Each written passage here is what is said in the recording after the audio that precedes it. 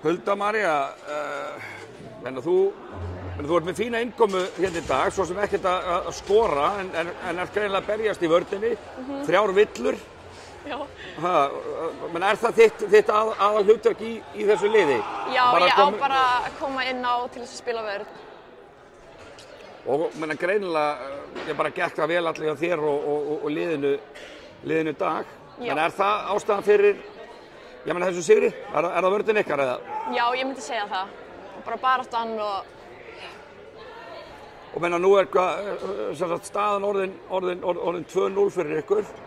Ertu farin að huga að bara úrslita rimmunni? Já, mér langar að vinna. Já, en það er bara 2-0, það þarf að vinna 3 leiki, eða ekki? Jú.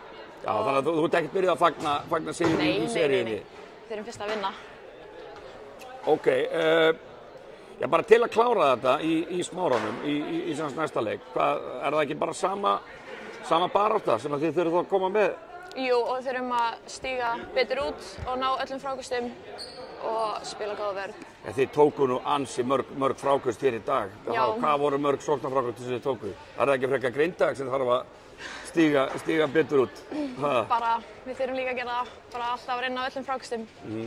En segjum við kannski rétt í lokin, það er dálítið mikil munur að sjá ykkur núna eða svona í lok deildakeppninnar. Hver myndir þú segja sé svona mesti munurinn á okkur?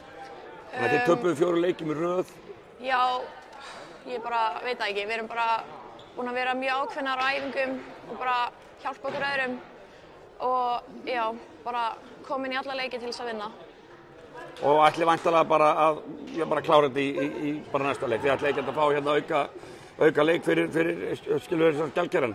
Nei, við ætlum bara að vinna þetta í næsta leik. Bara klára þetta? Já. Frábært, það mikið. Takk.